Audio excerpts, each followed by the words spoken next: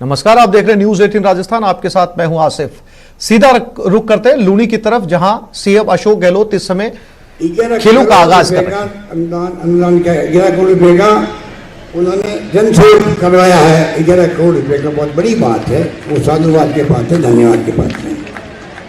तो कलेक्टर कोई भी अगर जिले में इंटरेस्ट लेता है, हिमांशु या कलेक्टर है उसने इंटरेस्ट लिया तो आज इतनी बड़ी घटना हो गई। इस प्रकार से मैं समझता हूँ कि ये काम बहुत बड़ा, गांव गांव में स्टेडियम बने, ब्लॉक में बनेंगे ध्यानचंद जी के नाम का। तो आने वाले 5-7 सालों में राजस्थान में फिजा बनेगी, टैलेंट निकलेंगे। कैसा पूछने की तरह पता नहीं कितने टैलेंट लोग कहाँ निकल सकते हैं। अभी भी हमारे कई साथी जो है वो जाजेड़िया जी भी है और अवनी लखेरा भी है।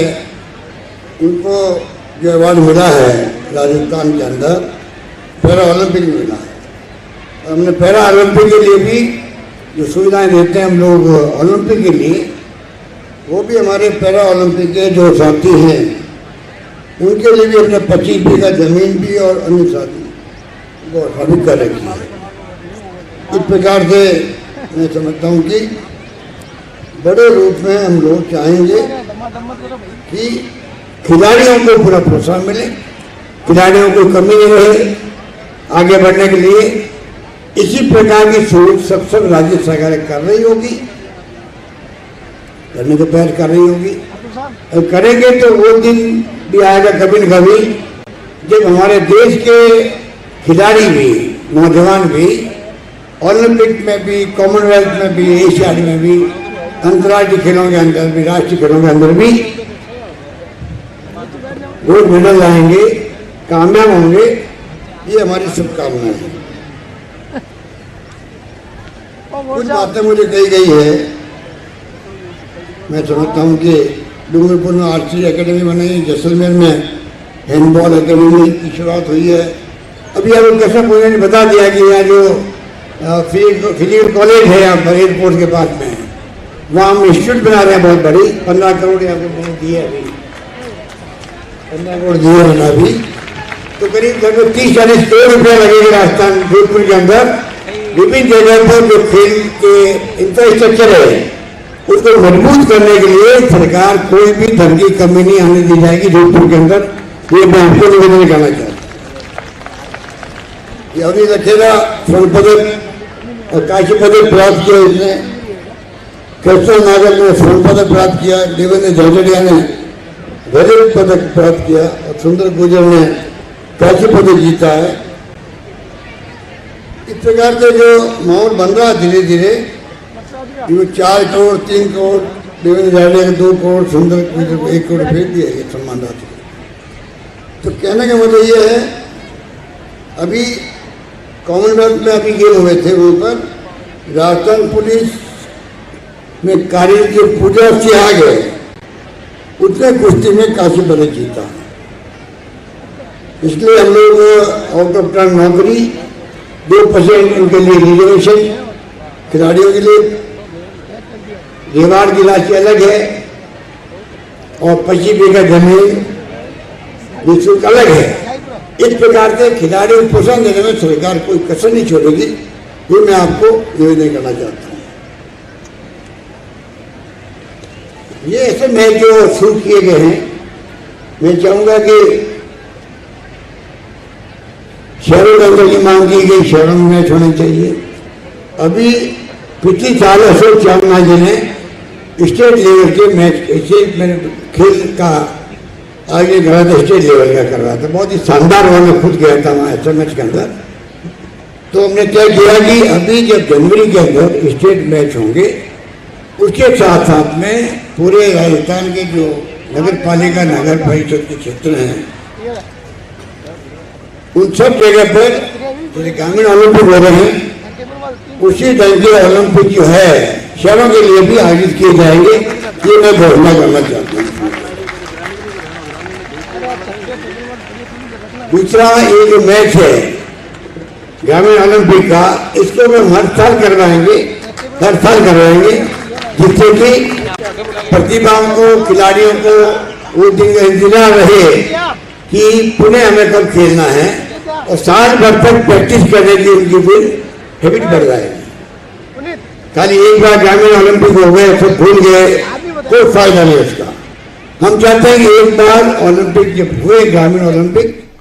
और उदयपुर से बड़ी खबर मिल रही है। दिन दहाड़े मणिपुरम गोल्ड लोन में लूट हुई है। क्षेत्र में हड़कंप मच गया। 5 बदमाशों ने वारदात को अंजाम दिया है। सोने से भरा बैग और नकदी लूटकर फरार हो गए। सूचना पर पुलिस के आला अधिकारी पहुंचे। शहर भर में पुलिस ने नाकेबंदी करवाई। पुलिस सीसीटीवी फुटेज के आधार पर तलाश कर रही है। तो मणिपुरम गोल्ड, जहां पर आमतौर पर सोना गिरवी रखकर पैसे लिए जाते हैं, जिसकी ब्रांच लगभग पूरे देश में है, उदयपुर की मणिपुरम गोल्ड ब्रांच में ये लूट हुई है। सोने से भरा बैग और नकदी लूटकर बदमाश यहां से फरार हो गए। और इसी खबर पर ज्यादा जानकारी के लिए बात करते हैं हमारे उदयपुर संवाददाता कमलेश के साथ। कमलेश, कुछ जानकारी, ये लूट कैसे हुई? क्या सीसीटीवी फुटेज में बदमाशों के चेहरे आ पाए? जी देखिए, बिल्कुल ये उदयपुर के प्रताप नगर थाना इलाके के सुंदरवास की घटना है, जहां पर आज सुबह दिन दहाड़े मतलब 4 से 5 बदमाश बैंक में प्रवेश किया और यहां पर एक सोने से भरा बैग और कुछ नकदी को लेकर फरार हो गए। इस घटना के बाद क्षेत्र में हड़कंप मच गया और सूचना मिलने पर वहीं पूरे शहर में पुलिस ने नाकाबंदी करवाई और पुलिस के आला अधिकारी मौके पर पहुंच गए। बैंक कर्मचारियों से पूछताछ की जा रही है, साथ ही सीसीटीवी फुटेज खंगाले जाने की ताकि बदमाशों तक पहुंचा जाए। इसके अलावा पुलिस हर पहलू से तफ्तीश कर रही है और प्रयास किया जा रहा है कि बदमाशों तक जल्द से जल्द पहुंचा जाए। जी, कुछ जानकारी मिल पाई कमलेश कि कितने की लूट हुई है इस ब्रांच में? जी, अभी पुलिस अधिकारियों और बैंक ने इसको पुष्टि नहीं की, लेकिन बहुत जल्दी अभी पूछताछ चल रही है, क्योंकि अंदर का जो पुलिस जो है उस प्रयास तक करी बदमाशों को जल्द से जल्द पकड़ा जाए। इसके बाद पुलिस मीडिया से बात करेगी और बैंक कर्मचारी बात करेंगे कि कितनी लूट हुई है और क्या घटना हुई। जी कमलेश, जानकारी के लिए आपका धन्यवाद।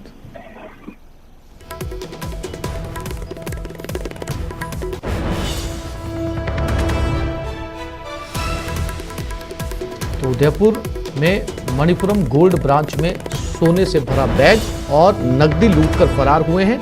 फिलहाल पुलिस मौके पर पहुंची हुई है। ये जानकारी अभी नहीं मिल पाई है कि लूट का आंकड़ा कितना बड़ा था, कितने लाख की या फिर करोड़ की यहां पर लूट हुई है। पुलिस पहले पूरे मामले की तफ्तीश करेगी, ये जानकारी जुटाएगी कि बैग में कितना सोना था, कितना कैश था, उसके बाद में इसकी जानकारी मिल पाएगी।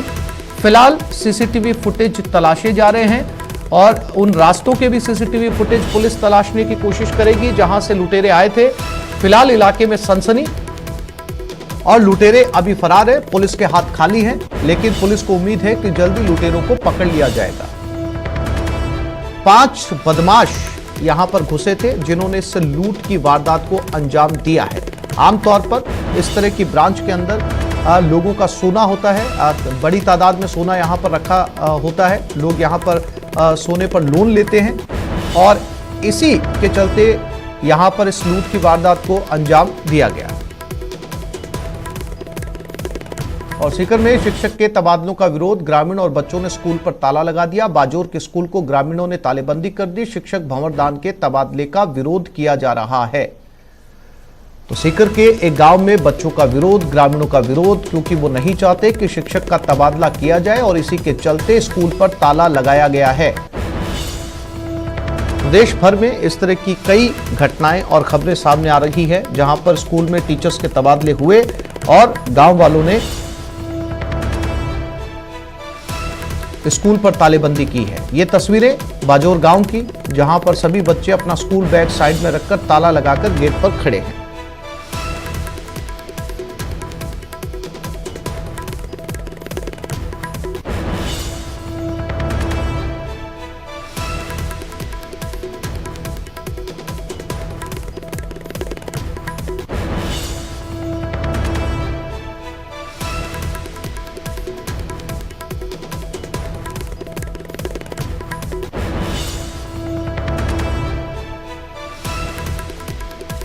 बाजोर का ये स्कूल है जहां पर तमाम बच्चे यहां इकट्ठा हैं, साथ में गांव वाले भी इनके साथ हैं। एक शिक्षक है इस स्कूल में, उसका तबादला कर दिया गया, नाम भंवरदान बताया जा रहा है। बच्चे नहीं चाहते कि उस टीचर का तबादला किया जाए। आमतौर पर इस तरह के भावनात्मक रिश्ते बच्चे और टीचर्स के बीच में स्कूल में बनते हैं, जिसके चलते इस तरह के नतीजे सामने आते हैं। सीकर से संदीप हुड्डा हमारे साथ जुड़ गए हैं। संदीप, अक्सर इस तरह की खबरें जो है प्रदेश भर से सामने आती है, जहां टीचर का तबादला होता है, बच्चे जो है इसके बारे में विरोध करते हैं, लेकिन बच्चों को ये समझना होगा या गांव वालों को ये समझना होगा कि किसी भी सरकारी कर्मचारी के करियर के अंदर ट्रांसफर एक सतत प्रक्रिया है, ये चलती रहती है। कोई दूसरा टीचर आएगा, उनकी जगह काम करेगा। संदीप जी बिल्कुल, देखिए ये क्योंकि पिछले कुछ दिन से जब से तबादले हो रहे हैं उसके बाद ये ट्रेंड आप ठीक कह रहे हैं, सब जगह चल रहा है कि कहीं विरोध किया जाता है, तालाबंदी की जाती है और उसके बाद बहुत से, जैसे हमारे जिले में कई जगह विरोध हुआ तो कहीं वापस निरस्त भी नहीं हुआ है। तो ये बिल्कुल जिस तरह से ये ट्रेंड चल रहा है और उस जिसका ट्रांसफर किया उनकी जगह किसी ना किसी को लगाया ही जाता है, तो तालाबंदी जैसा जो कदम है उससे पहले भी अगर और भी कई तरीके हो सकते हैं विरोध के, क्योंकि पिछले दिनों हमारे गांव के अंदर जैसे 7 से 8 दिन तक स्कूल को तालाबंदी में रखा गया, तो उससे कहीं ना कहीं जो बच्चे थे उनकी पढ़ाई पे भी असर पड़ा है। तो बिल्कुल ये जो है ये ट्रेंड सब जगह चल रहा है फिलहाल। संदीप, सवाल ये है कि बच्चे चूंकि नाबालिग होते हैं, उन्हें समझने की जरूरत होगी, लेकिन ऐसे टीचर सामने क्यों नहीं आते जिनका तबादला होता है? ऐसी तस्वीरों से ऐसे टीचर क्यों गायब होते हैं? वो आकर बच्चों को क्यों नहीं समझाते कि तबादला जो एक सतत प्रक्रिया होता रहता है, आपको पढ़ाई पर ध्यान देना चाहिए? बच्चों को स्कूल के आगे खड़ा करके वो टीचर नजर नहीं आते। देखिए वो कहीं ना कहीं पर्दे के पीछे, जिस तरह से हम अभी बात कर रहे थे, पर्दे के पीछे वही चीजें होती हैं। बच्चों को थोड़ी पता है ना कि किसका विरोध करना है, किसको बुलाना है, कौन टीचर आएगा, अच्छा आएगा या खराब आएगा। तो इसमें कहीं ना कहीं या तो गांव के जो लोग जो राजनीति करते हैं उनकी कहीं ना कहीं उसमें भूमिका होती है, या फिर जैसे जो टीचर है वो एक पर्दे के पीछे से एक भूमिका तैयार होती है कि इस तरह से जो विरोध किया जाएगा तो ताकि तबादला रोक दिया जाए इसमें। जी जी बिल्कुल। जी संदीप, जानकारी के लिए आपका धन्यवाद। कोटा के सांगोद में आयोजित प्रबुद्ध जन सम्मेलन में हुए हंगामे का वीडियो अब सोशल मीडिया पर वायरल हो रहा है। प्रबुद्ध जन सम्मेलन में बीजेपी के 2 गुट आपस में भिड़ गए। कार्यक्रम में पूर्व प्रदेश अध्यक्ष अरुण चतुर्वेदी की मौजूदगी में हंगामा हुआ। कार्यक्रम में जिंदाबाद मुर्दाबाद के नारे लगे। जिला स्तरीय प्रबुद्ध जन सम्मेलन 2 धड़ों की गुटबाजी की भेंट चढ़ गया। पूर्व प्रदेश अध्यक्ष अरुण चतुर्वेदी के सामने ही गुटबाजी उभरकर सामने आ गई। कल रविवार को सांगोद में भाजपा देहात की ओर से कार्यक्रम का आयोजन किया गया। कार्यक्रम में पूर्व विधायक हीरालाल नागर के समर्थकों ने नारेबाजी की और देहात जिला अध्यक्ष का विरोध जताया। कार्यकर्ताओं का कहना है कि जिन लोगों ने बीजेपी में रहकर बीजेपी प्रत्याशी को हराने का काम किया वो लोग मंच पर बैठे, ये कतई बर्दाश्त नहीं होगा। हंगामे का वीडियो अब सोशल मीडिया पर जमकर वायरल हो रहा है। सांगोद कोटा की तस्वीर, जहां प्रबुद्ध जन सम्मेलन का आयोजन किया गया, लेकिन यह सम्मेलन हंगामे की भेंट चढ़ गया, क्योंकि यहां जो बीजेपी कार्यकर्ता इकट्ठा हुए थे वो उसी शामियाने के नीचे, उसी टेंट के नीचे 2 धड़ों में बंट गए और खूब नारेबाजी की गई। जिनको टिकट नहीं मिला उन लोगों ने हराया है, वो मंच में बैठे हैं। और हीरालाल जी नागर को भी जो मंच में बैठे उन लोगों ने हराया है, ओपन कांग्रेस का प्रचार किया है और वो हमारे आंखों के सामने मंच में बैठे। बस ये विरोध है, मुझे ये जानकारी होती कि जो बीजेपी को हराने वाले मंच में बैठेंगे तो मैं इस विरोध में नहीं आता। मैं पार्टी के पद पर बैठे पदाधिकारी से मेरा हाथ जोड़ नंबर निवेदन है कि आपने हमारे जिले के अंदर ऐसा जिला अध्यक्ष बना के भेजा है जो हमारे यहाँ के कार्यकर्ताओं के अंदर फूट पटकने का काम कर रहा है। आप नहीं मानो तो आप ऐसा करिए, कम से कम गांव की जनता में संपर्क करके ये कर लीजिए। हीरालाल नागर यहाँ का एमएलए, इस बात को मानते हैं। बाकी हीरालाल एमएलए हर गांव में हर एक व्यक्ति को 50 आदमियों को नाम से जानता है। यहाँ का जो जिला का अध्यक्ष है एक गांव के एक व्यक्ति को नाम से जानता है। तो आप अनुमान लगा लीजिए उसका जनाधार कितना होगा, इसका कितना होगा। कोटा में पीट कर व्यक्ति की हत्या। कुन्हाड़ी थाना क्षेत्र में पीट कर हत्या कर दी गई। पुलिस ने शव को मोर्चरी में रखवा दिया। पुराने विवाद को लेकर यह झगड़ा हुआ था। मौके पर पुलिस का भारी जाब्ता तैनात किया गया है। तो कोटा के कुन्हाड़ी थाना क्षेत्र के अंदर एक शख्स की पीट कर हत्या कर दी गई। फिलहाल पुलिस ने शव को मोर्चरी में रखवा दिया। कुछ देर में पोस्टमार्टम होगा। बताया जा रहा है पुरानी रंजिश थी, पुराना विवाद था, इसको लेकर झगड़ा हुआ और मौके पर और ज्यादा तनाव ना फैले, जल्दी से जल्दी शांति की बहाली हो, इसके लिए भारी पुलिस जाब्ता कुन्हाड़ी थाना क्षेत्र में तैनात किया गया है। फिलहाल शव को मोर्चरी में रखवा दिया है और आगे की प्रक्रिया पूरी की जाएगी। कोटा में एक शख्स की पीटकर हत्या कर दी गई। बताया जा रहा है कि पीटने वाले शख्स और दोनों गुटों के बीच में पुराना विवाद था, पुरानी रंजिश थी, जिसके चलते ये झगड़ा हुआ।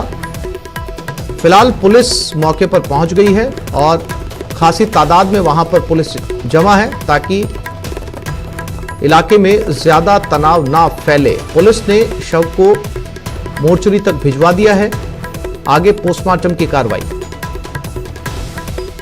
और इसी खबर पर ज्यादा जानकारी के लिए बात करते हैं कोटा से हमारे संवाददाता योगेश के साथ। योगेश, कैसा विवाद था ये और क्या इस झगड़े को लेकर अपडेट और पुलिस ने इस पूरे मामले के अंदर गिरफ्तारियां की हैं?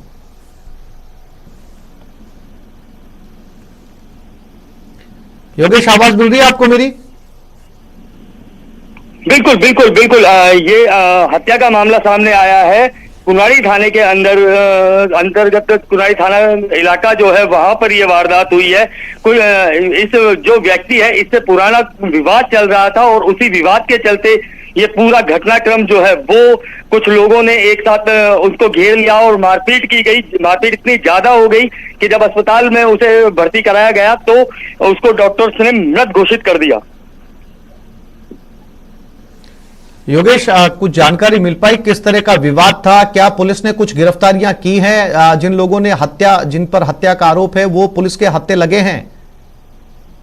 देखिए, अभी तक इस मामले, हालांकि पुलिस ने जो मोर्चरी में डेड बॉडी रखवाई है क्योंकि माहौल बिगड़ने लगा था, तो वहां पर पुलिस ने पूरा जाब्ता तैनात किया है, अतिरिक्त जाब्ता वहां पर लगाया गया है। पूरी जो वहां की व्यवस्था है छावनी में तब्दील कर दिया है मोर्चरी को। लेकिन अभी तक पुलिस ने ये खुलासा नहीं किया है कि किस विवाद के चक्कर में हुआ था और अभी तक गिरफ्तारी की बात भी सामने नहीं आई है। योगेश, जानकारी के लिए आपका धन्यवाद। और एक छोटे से ब्रेक के लिए रुक रहे हैं, जल्द लौटेंगे।